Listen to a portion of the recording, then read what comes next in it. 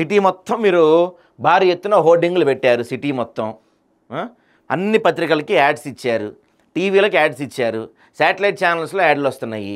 దీనికి ఎంత ఖర్చు? మళ్ళీ అక్కడ పెద్ద పెద్ద సెట్లు వేసారు, టెంట్లు వేసారు, తొక్క తోలు చాలా వేసారు దానికి. ఇదిగో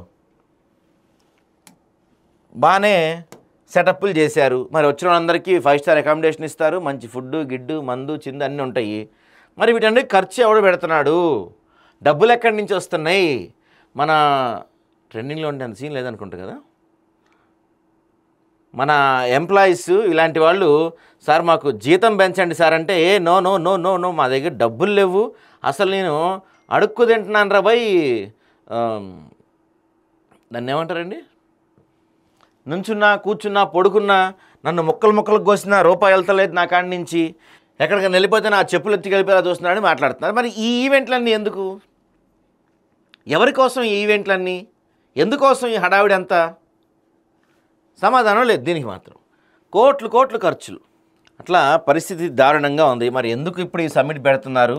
ఈ సమ్మిట్ వల్ల ఎవడికి ఎంత వస్తుంది, ఎవడెవడ ఏంటి, అసలు దీని కథ ఏంది, దీనికి ఏమన్నా ఒక ఏజీఓతో డబ్బులు ఇచ్చారు, దీనికి ఇప్పుడు రేపు మెస్సీ ఆడబోయే మ్యాచ్కి ఎక్కడి నుంచి డబ్బులు ఇస్తున్నారు, ఇవన్నీ ఎక్కడా లేవు, ఎక్కడా రాసి లేవు, ఎక్కడా ఎవరు చెప్పట్లేదు. నాకేదో కాంగ్రెస్ పార్టీ అంటే వ్యతిరేకినో లేకపోతే బీఆర్ఎస్ పార్టీ సపోర్టర్నో కాదు, నేను ప్రజల సొమ్ము ఎట్టిపోతుంది.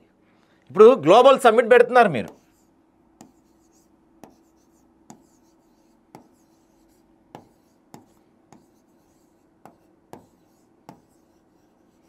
గ్లోబల్ సమ్మిట్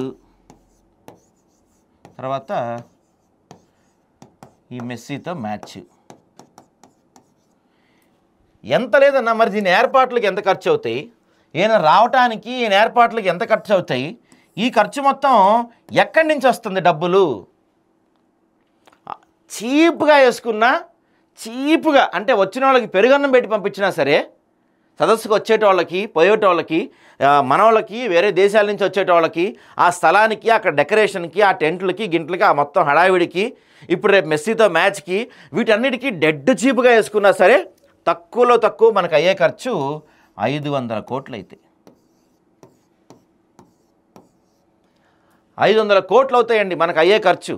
ఏది వీటితో పాటుగా ఈ తర్వాత 9వ తారీఖు నుంచి ప్రజాపాలన విజయోత్సవాలు అని చెప్పి చేయబోతున్నారు కదా కొన్ని, వాటికి వీటికి మొత్తం కలుపుకుంటే పేపర్ యాడ్లు టీవీ యాడ్లు వీళ్ళ ప్రచారం వీళ్ళ హంగు ఆర్భాటం తొక్క తోలి అన్నీ కలుపుకుంటే తక్కువలో తక్కువ 500 కోట్లు ఖర్చు అవుతాయి.